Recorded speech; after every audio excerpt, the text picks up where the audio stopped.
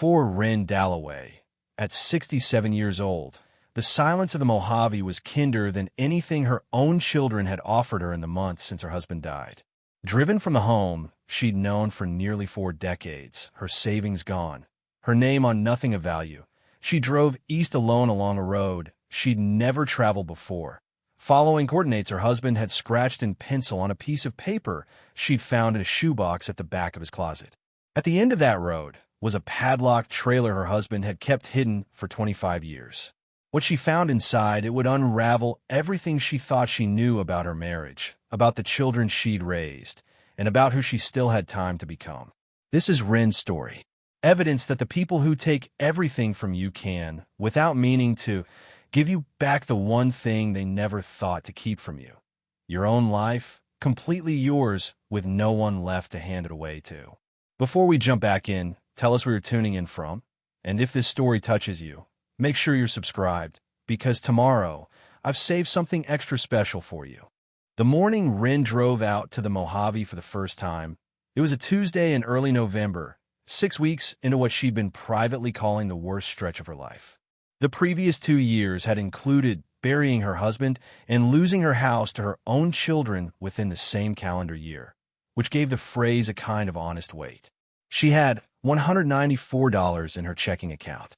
She had a tank of gas purchased with the last of a Visa gift card her younger sister had pressed in her hand in the parking lot in Fontana when Wren had loaded the final boxes into her car. She had a thermos of coffee that had gone cold somewhere east of Yucca Valley, and a folded piece of paper in her jacket pocket that she'd read so many times the crease lines had gone soft. The paper had a hand-drawn map on one side. On the other, in her late husband Harlan's cramped block printing, for when you need somewhere to go. She'd found it 3 weeks after Harlan died, in a shoebox at the back of his closet under a layer of old receipts and a pocket-sized Bible she hadn't known he owned.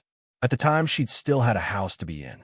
She'd folded the map back into the shoebox, put it on a shelf, and hadn't let herself think too directly about what it implied, that Harlan had been preparing for a version of her future she hadn't seen coming. By October, she was sleeping in her younger sister's spare room in Fontana with a treadmill 3 feet from the bed, and the shoebox was at the bottom of a duffel bag in the corner. And one evening, she'd pulled the map out, spread it flat on the treadmill, and studied it for a long time. She drove to Landers the following Tuesday. The drive from Fontana took just over 2 hours, most of it through high desert that didn't encourage lingering thoughts. She listened to the radio until the signal dropped, then drove in silence, which she'd grown used to over the previous months in ways she hadn't anticipated. Silence had felt like failure at first. By November, it felt more like space.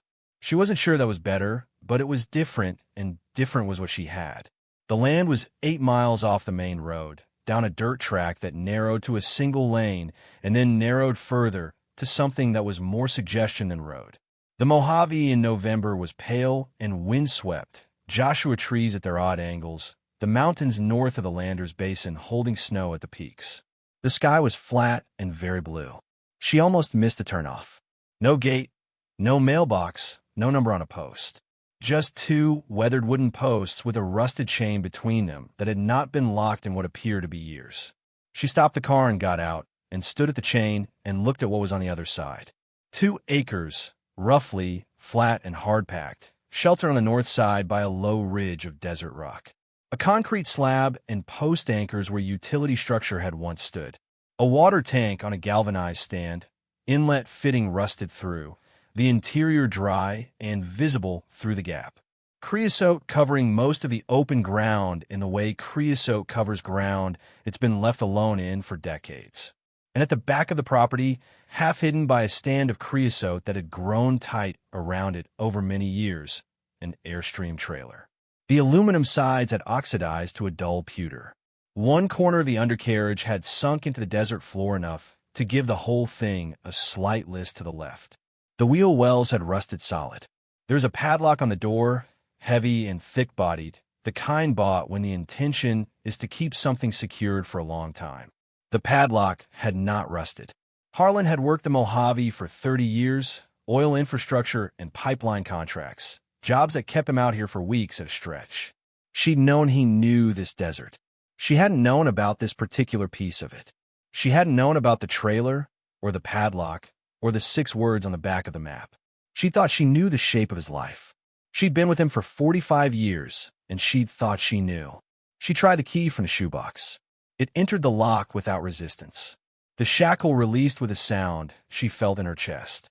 She stood at the door with her hand on the latch, the cold air moving around her ankles, the open sky overhead. Then she opened it. Wren Dalloway had been married to Harlan for 45 years, and in that time, she had learned to measure her own life in what she gave away. She grew up in Victorville, the second of 4 children in a family that didn't have much but worked steadily enough that nobody went without. Her father drove long-haul trucks, gone Monday through Thursday every week for 30 years. Her mother cleaned houses 3 days a week and called it helping out, the phrase women in that town used for work they couldn't afford not to do. Wren was good in school, better than she let on. Her sophomore English teacher once told her she wrote like someone twice her age. She took it as a compliment for years. Eventually she understood it meant she'd already learned how to carry weight without showing it. She met Harlan Dalloway at a county fair in the summer of 1974. He was 24, lean and sun-darkened, working the Ferris wheel for the summer while saving money for a welding certificate. She was 22, 2 years out of a community college in San Bernardino, not sure what came next. He asked her twice to ride before she said yes. In later years, she would joke that she should have paid attention to that. It took him 2 tries to get her to go in circles. They married the following spring in a small church in Victorville, 40 people and a sheet cake. Harlan was not a bad man. That needs to be said clearly, because what comes later can lead a person to unfair conclusions. He worked hard. He provided. He came home from long stretches in the field and sat in the recliner and watched television until he fell asleep in it. And Wren learned early not to need much from him in those first days back. She learned to read his moods the way you read weather, watching the small signs, adjusting before anything had a chance to build. He moved through welding and pipe fitting before landing contract work for oil infrastructure projects spread across the Mojave and out toward the Arizona border. Some jobs kept him away 3 weeks at a stretch. He called when he could, brief calls, the kind of person makes to confirm they're alive rather than to talk.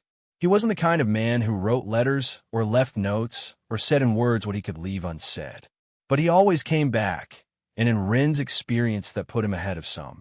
She told herself for a long time that it was enough.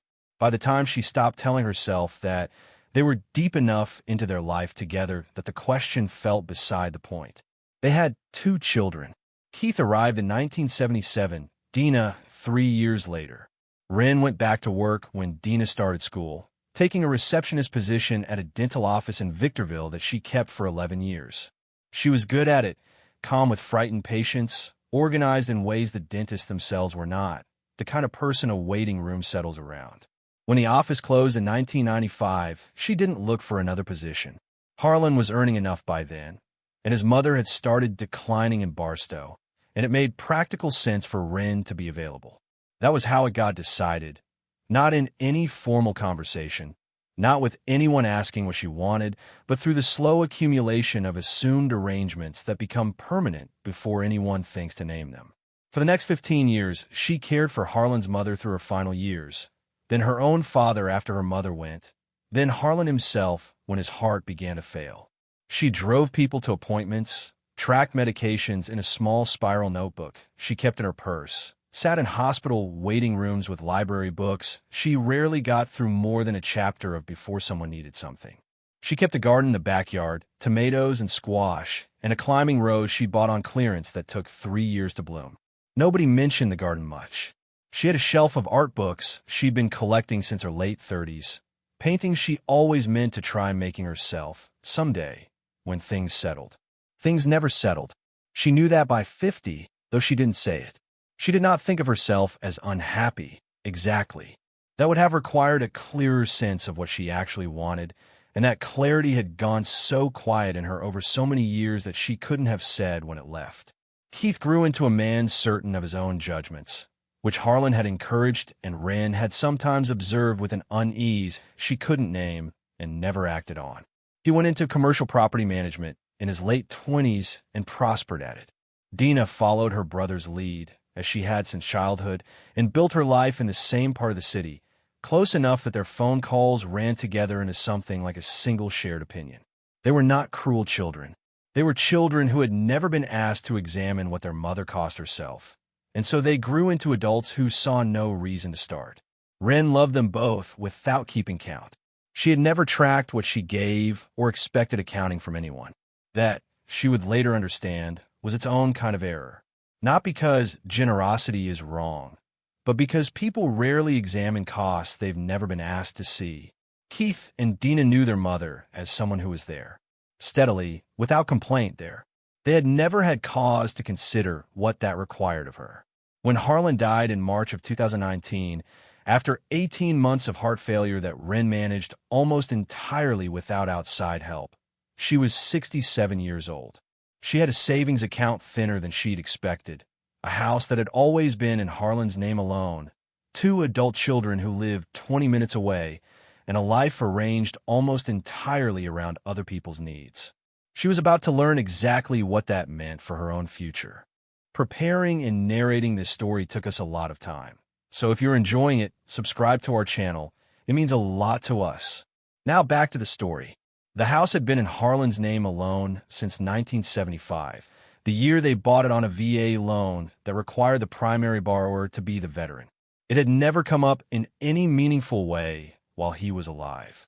They'd lived in it together for 37 years, raised their children in it, refinanced it twice, painted it 3 times. Wren had built the garden in the backyard from bare dirt over a period of 10 years. She'd tiled the kitchen backsplash herself with tiles she found at an estate sale in Hesperia. She'd planted the climbing rose along the south fence that took 3 years to establish and then bloomed every spring after without fail.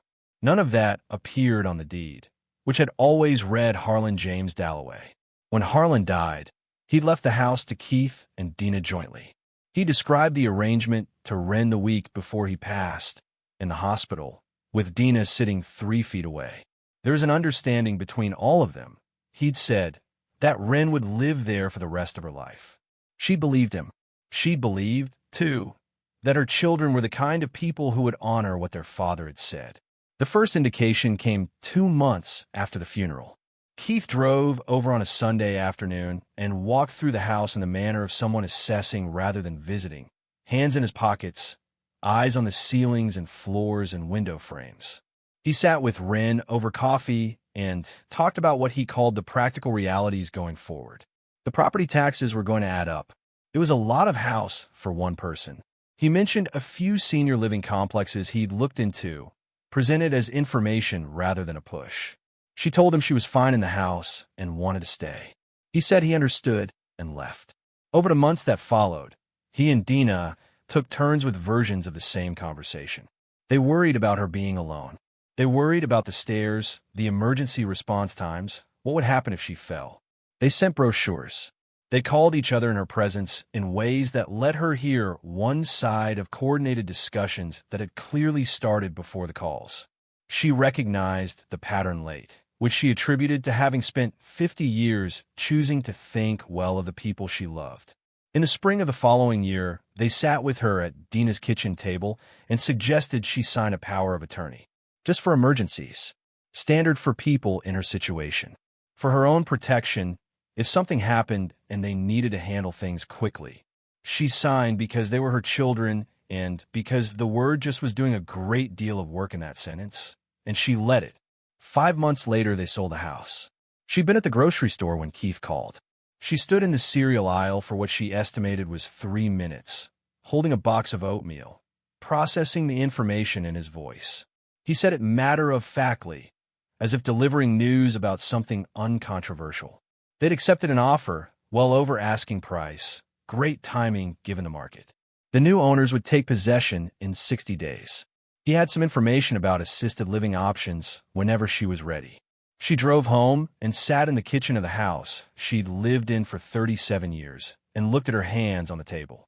When she asked about the proceeds from a sale, Keith explained it with the patient tone of someone clarifying something obvious. The house was in his and Dina's names. The sale proceeds were theirs. That was the legal reality. They would naturally contribute toward her facility costs, though the principal was their inheritance from their father. She understood that, didn't she? She understood something. She was still working out the exact name for it. She told them she wouldn't go to a facility. Keith seemed genuinely relieved at this. She noticed, which told her more about the sincerity of those facility brochures than the rest of the conversation had. Fine, he said. If you've got something figured out, that works. We'll arrange for someone to come handle the personal belongings. Take whatever fits in the car. She took her clothes, the shelf of art books she'd been building for 20 years, the spiral notebook with Harlan's medication record from his last 18 months, a box of photographs, and a shoebox from the back of his closet. The estate liquidation service Keith hired came 2 weeks later and handled everything else with speed and efficiency. The furniture she and Harlan had chosen together in 1985. The quilt she'd made herself over one winter when the children were teenagers. The climbing rose cuttings she'd been propagating in a laundry room window, which nobody had thought to ask her about before they went. She spent 2 weeks on a friend's couch in Victorville. Then 3 months renting a room in a house that smelled like the previous tenant's cigarettes, where she cooked on a single electric burner and stored her clothes in 2 stacked plastic bins because there was no closet. Then 4 months with her younger sister in Fontana, in a room with a treadmill and a large plastic shelving unit full of holiday decorations, sleeping in a bed narrower than any she'd slept in since college. She spent those months trying not to add up what she'd lost. She tried this with mixed results. Her sister was generous, but Wren could see the shape of the arrangement changing around the 3rd month, the small daily calculations her sister was making, the way patience is finite even in people who have a great deal of it. It was during the 4th month in Fontana that she found the map again. She pulled it from a shoebox at the bottom of the duffel bag, spread it flat on the treadmill, and sat on the end of the narrow bed and studied it until she understood what she was going to do. She left for Landers on a Tuesday morning and didn't tell anyone where she was headed because the honest answer would have required energy she needed for other things. The inside of the trailer was dark and smelled like cedar and something dry and mineral, like old paper left in a warm room for too long. Wren stood in the doorway until her eyes adjusted. Then she stepped up and in. The original fittings had been stripped out entirely.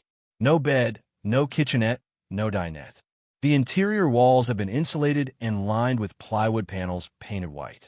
Shelving units ran along both sides from floor to ceiling, built from raw pine boards and metal construction brackets. Functional joinery. Nothing more, the work of someone interested in holding weight and not at all in appearance. The shelves were full of paintings. Canvas after canvas, stacked 6 or 8 deep, wrapped in brown craft paper and labeled in Harlan's block printing. Desert November, Joshua Tree Basin Winter, Landers Dawn. Some had years written below the titles. 1999, 2003, 2007, 2011, 2014, 2017. Wren reached for the nearest one and unwrapped it. The paper crackled in the cold air. It was a landscape, small, maybe 12 by 16 inches oil on canvas board. The Mojave at early morning. The light low and cool, shadows of Joshua trees stretched long across pale hardpan. The mountains on the horizon just starting to pick up color from a sun not yet visible in the frame. The brushwork was loose in the sky and tighter in the foreground, the way a person paints when they've had years of failure to work through before landing on what they mean. It was good, not in a charitable way. Straightforwardly good. She pulled more from the shelves. The desert and rain, creosote lit up that urgent green it goes after water. The Milky Way in small, careful strokes above a ridgeline she recognized as the ridge directly behind where she was standing right now, rendered from this exact spot.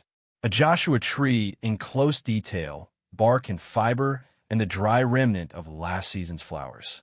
A dust storm moving in from the northwest, the light ahead of it gone yellow and wrong. She did a rough count. 200 canvases at minimum, possibly closer to 300 given how deep some stacks ran back on the shelves. She was looking at 25 years of painting, produced in private, in this trailer, in this desert, a body of work nobody had ever seen. 25 years. The same 25 years she'd been managing Harlan's schedule and driving to appointments and tending other people's needs and wondering in the quiet moments whether there was some version of herself she'd put away too long ago to find again. She sat down on the floor. She sat there for a while. At the far end of the trailer, there was a small folding table with a wooden box on it, unlatched but closed. She got up when she was ready and opened it. Inside was a letter in an unsealed envelope with her name on the front in Harlan's block printing. Under the letter, a second envelope, thicker, legal-sized. She read the letter. He'd started coming out here in the late 1990s, after what he described in his plain, direct sentences as a period when the ground felt like it was made of nothing solid. He'd needed somewhere that was his alone. He'd always wanted to paint, and had stopped himself from starting for decades, because wanting something purely for himself had felt like something he hadn't earned the right to. He'd bought the land when prices in the area were still low, put the trailer on it, and started painting because there was nothing out here telling him he shouldn't. He hadn't told Wren because he didn't know how to start, and then too much time had passed to start without an explanation, and the explanation required more honesty about himself than he'd known how to offer. He wrote that he knew this wasn't sufficient. He wrote that she had deserved considerably better from him across the course of their marriage, in more ways than this one, and that he'd understood this too late to do much about it. He put the land in her name from the beginning. It had always been hers. The deed was in the thick envelope. There was also a passbook for a savings account at a bank in Victorville, in her name only, built up over 20 years in small deposits, chosen specifically because they wouldn't register on the statements she occasionally looked at. $14,000. The letter ended with one sentence. I hope you find something here worth keeping. Wren read the letter twice. She looked at the paintings around her on the shelves. She looked at the deed with her name on it and the passbook with the balance. Then she looked out the small window at the end of the trailer at the desert in November, enormous and pale and entirely still. She was angry. 25 years of secrets was 25 years of a life lived alongside hers without letting her see it. She deserved to be let in. She deserved a husband who could find a way to show her this instead of hiding it until after he was gone. She was also, for the first time in 6 weeks, not afraid.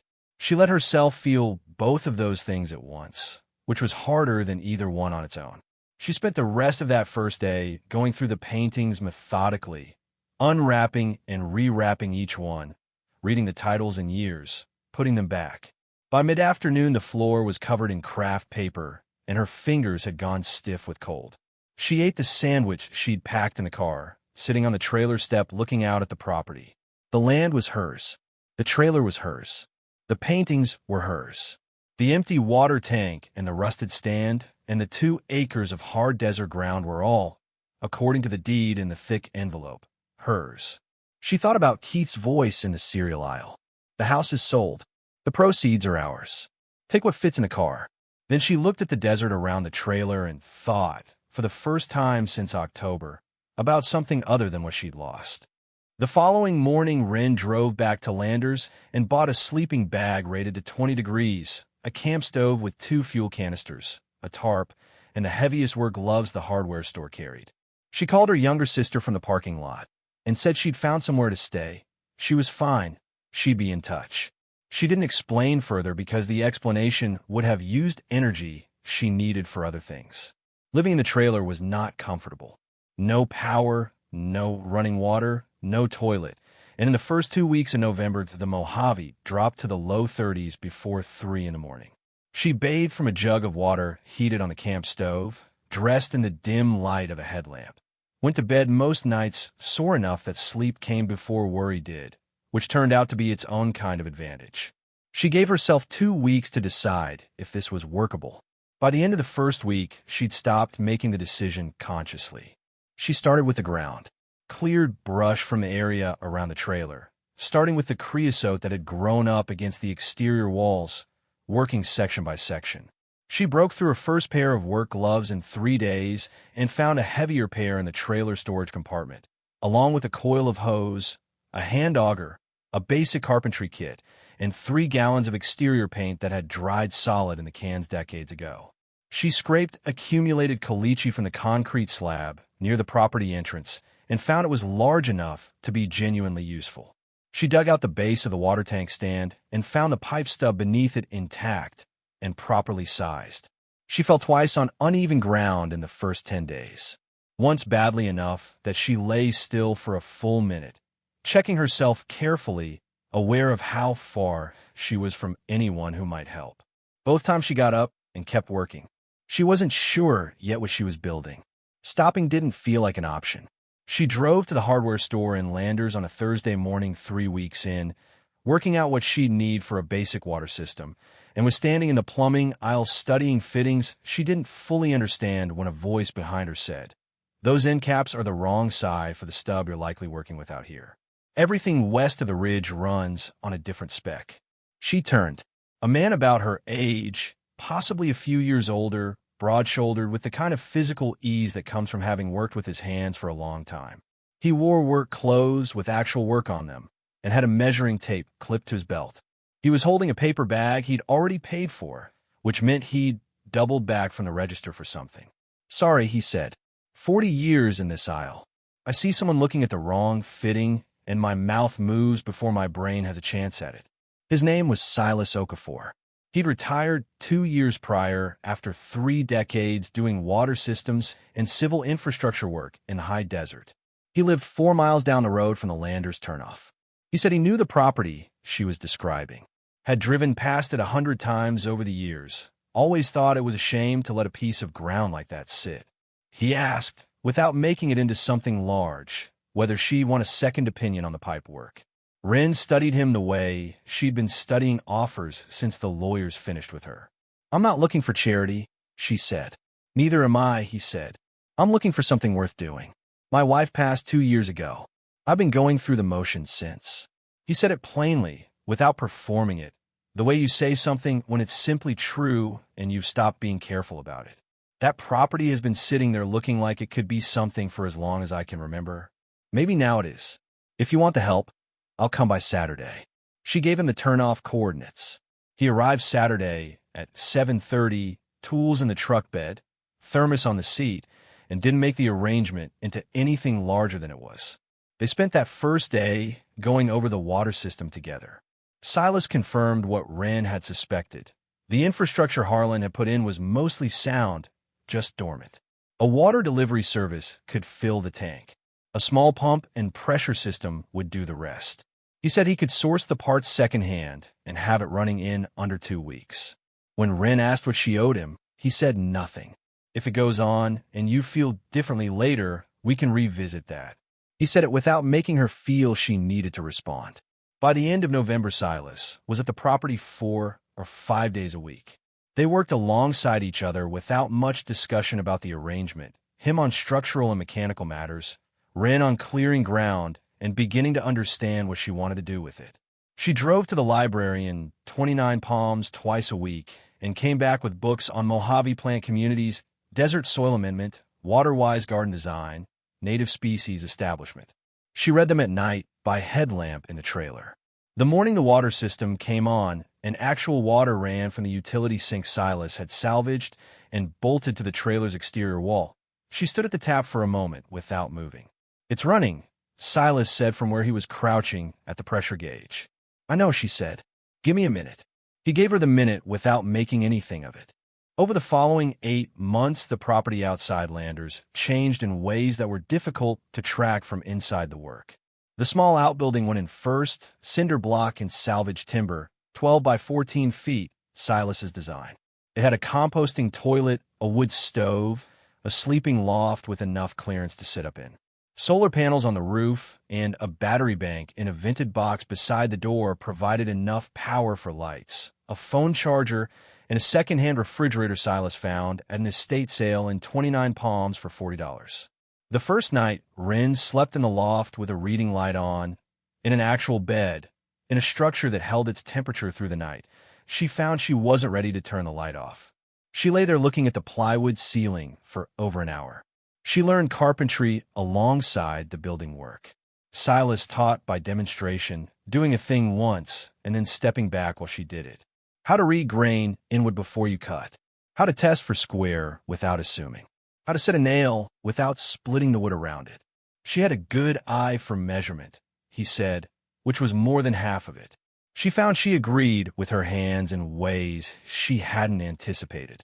The garden was the part that became consuming. She'd never gardened in desert conditions. The soil on the property was better than the surrounding ground, but still thin, alkaline, and resistant. She started small, a test bed along the south wall of the outbuilding where the sheltered exposure added a few degrees of warmth. She planted what the book said had the best odds: desert willow, globe mallow, brittlebush, several native wildflowers. Half of them died. She amended the soil and planted again. Some came back in the second round with adjusted planting depth and improved drainage. She started recording results in the spiral notebook from Harlan's closet, the one that had held his medication records. Soil pH, planting dates, what failed and what returned and under what conditions. Silas built stone planters along the south perimeter using rock pulled from the north ridge. They were rough-cut and low-tech, the kind that looked like they'd been sitting in the ground since before anyone was keeping records. Wren filled them with amended soil and planted lavender, rosemary, and thyme, which spread more aggressively than she'd expected and began softening the hard geometry of the stone through the spring and summer months. She put in a shade cloth structure for a kitchen garden, tomatoes and peppers, and a squash variety the nursery owner and Landers had recommended specifically for the heat.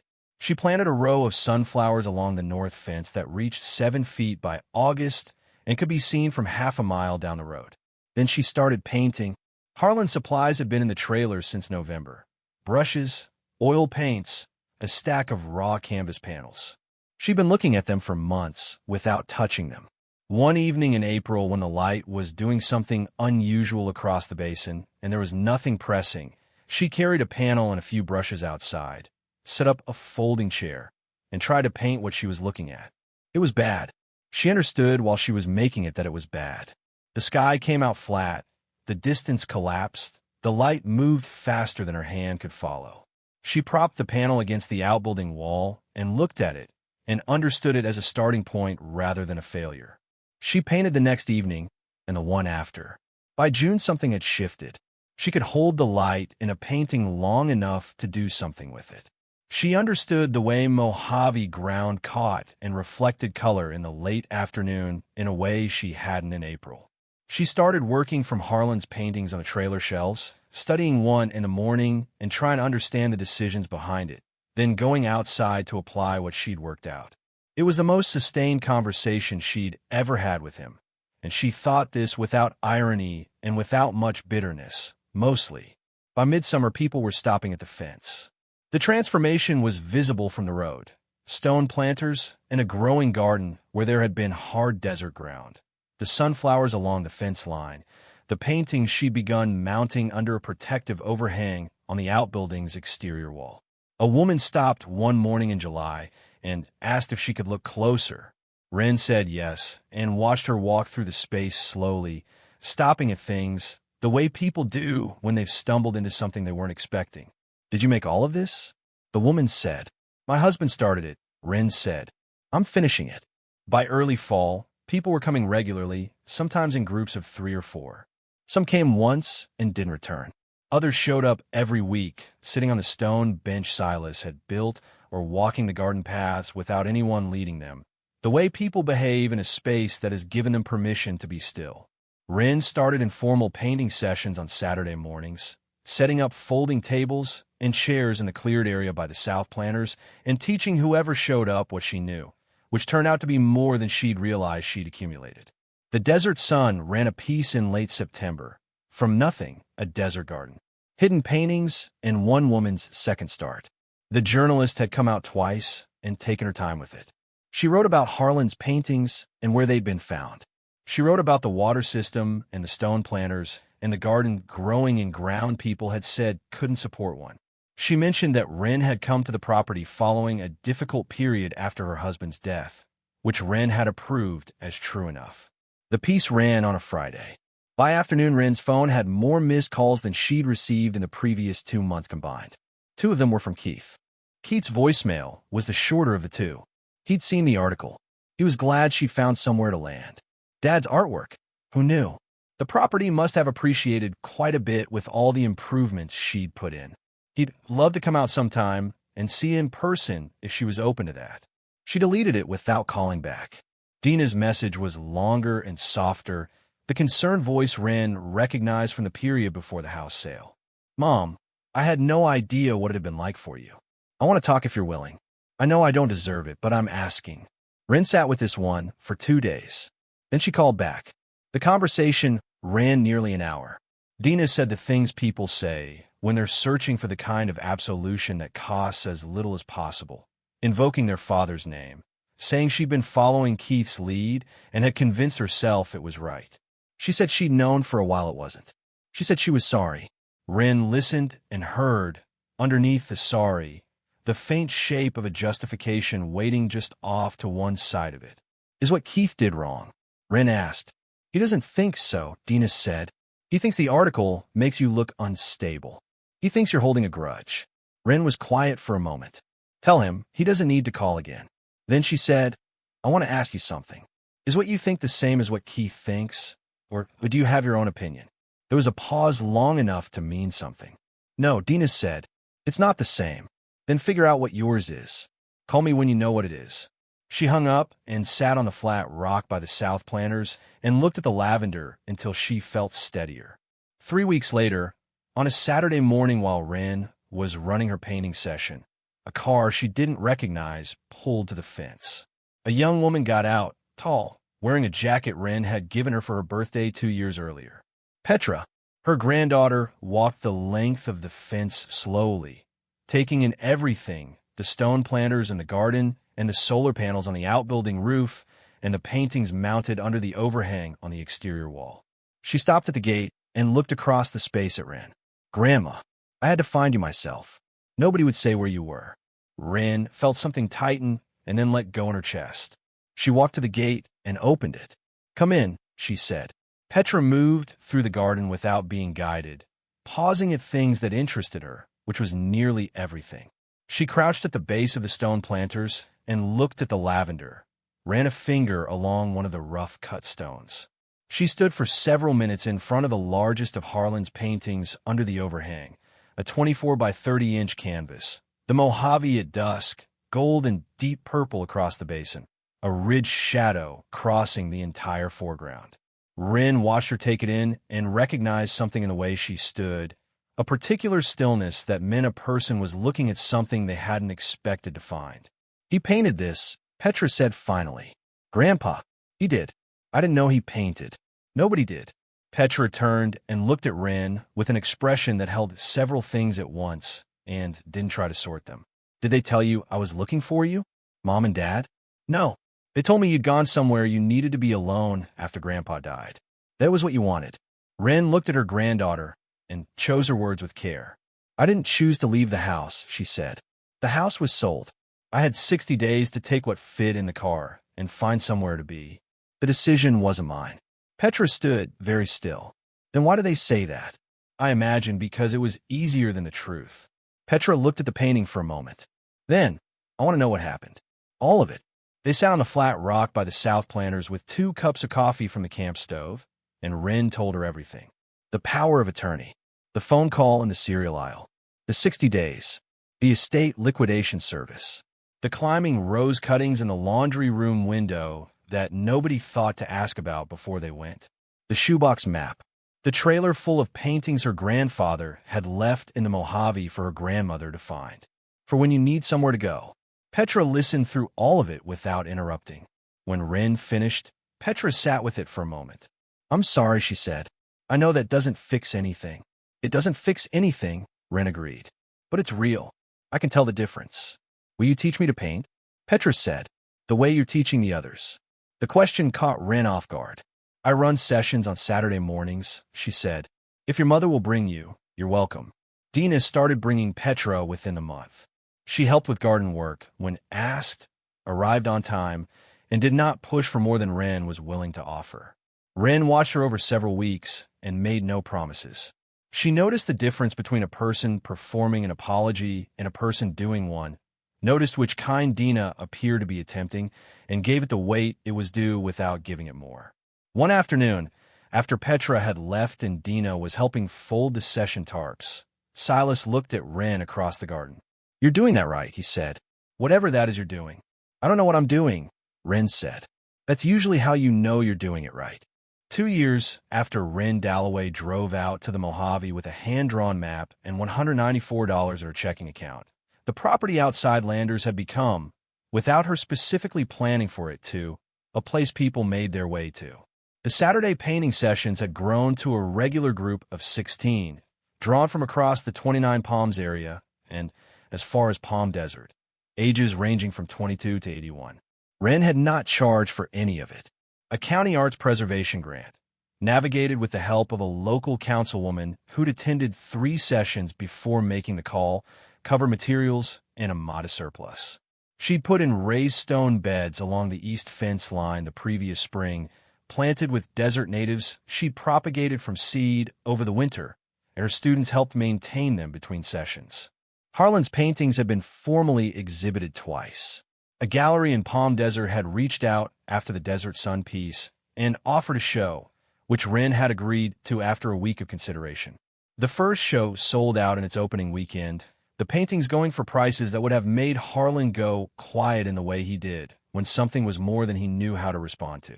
She'd kept 25 canvases she felt most strongly about, including the night sky over the ridge, the rain on the creosote, and the large dusk painting on the outbuilding wall. The proceeds from the rest went into an account she used for property improvements and session materials. She was painting every day the light permitted, which in the Mojave was most days. Her own work had found an audience she hadn't sought. 3 pieces in the Palm Desert Gallery, then a feature in a regional arts magazine that described her approach as concerned with duration and physical honesty, which she thought was accurate enough. She was 69, and she'd been painting for 2 years, and she was better at it than she'd expected, which she attributed partly to the daily practice and partly to Harlan's 200 canvases on the shelves, which she'd been studying for 2 years now, like a course in a language she'd always suspected she wanted to speak. Silas was still there most days, working on one thing or another. He'd built a stone bench near the South Planters that had become the default location for everything. Morning coffee, painting critiques, the longer conversations that tended to happen in the late afternoon when the day's work was done. His carving had developed into something more regular. He placed small pieces around the property at irregular intervals. Desert animals in juniper and ironwood, which Wren's students occasionally found and held for a while before setting back down. His late wife, Coralie, came up in conversation the way someone can when the grief around them has been allowed to take its actual shape rather than something more containable. Wren talked about Harlan the same way, which had surprised her at first and then stopped surprising her. Petra was in her first year at a design school in San Luis Obispo. She came to Landers twice a semester and called every other week. She was developing a project on low-water desert garden systems, and she and Wren had spent 3 evenings over the summer going through the soil notebooks together, all the records of what had failed in the first season and what had come back in the second. Wren sent her home with a copy of the notes and 2 rooted lavender cuttings in small clay pots. Dina came monthly. She worked honestly when she was there, didn't push for more than Wren offered, and had stopped performing the apology sometime around the 6th month and started simply being present instead, which was more useful. The relationship was not what it had been before the house sale. That relationship was gone, which Wren had accepted the way you accept something when you've done enough work to understand that accepting it is not the same thing as approving of how it came to be true. What they had now was smaller and more clearly bounded and considerably more honest. She found she preferred honesty to scale. Keith had not called again after the first voicemail. She thought about him occasionally the way you think about weather that has moved on. He'd made choices she couldn't make for him. The distance between his choices and hers had produced the last 2 years of her life, which were not what she'd planned, but were more than she would have had otherwise. A journalist from a regional magazine came in October to interview her for a piece on creative work after 65. She asked what Wren would say to someone facing a significant loss late in life, someone who felt the ground had gone out from under them for good. Wren considered this. "Loss does something strange to time," she said. It makes the before feel very far away and the after feel uncertain in a way that's hard to describe from the outside. What I'd say is that uncertain and empty are not the same thing. I had this land, which I hadn't known existed. I had my husband's paintings, made for 25 years in a place I'd never been, left for me to find. I had skills I'd never fully used. What I didn't have was anyone telling me what to do with any of it. She paused. It turned out that was the part I'd been missing the longest. The journalist asked about her children. One of them is trying, Wren said. That matters to me. The other made a different choice. I can't carry his choices for him. And your husband? All those years of secrets? Wren was quiet for a moment. He gave me the land and the paintings and a letter, she said. He gave me somewhere to go when I had nowhere. I'm still working out whether that balances the rest of it. She looked at the garden. But I come out here every morning and look at what grew in this ground, and I don't think it's possible to stay angry inside something you built yourself. The anger runs out of room. That evening, after the journalist left, Wren walked the perimeter of the property in the last light. The Mojave in October goes quiet in a particular way, held and still, the colors coming fast as the sun drops behind the ridge. The lavender along the stone planters had finished blooming for the year, but would be back in spring, as it had been the previous spring, needing nothing from her but the ground to grow in. The paintings under the overhang caught the last orange light at an angle that made them glow. She stopped at the south planters and stood there a while. She was 69 years old. She'd built something from a hand-drawn map, a dead man's secret, a trailer full of paintings, $14,000 in a bank passbook, and whatever it is in a person that keeps going after the things they counted on have been taken away. She wouldn't wish the path of it on anyone. She was standing in the Mojave in the last light of an October afternoon, and she was exactly where she wanted to be. Up next, you've got 2 more standout stories right on your screen. If this one hit the mark, you won't want to pass these up. Just click and check them out. And don't forget to subscribe and turn on the notification bell so you don't miss any upload from us.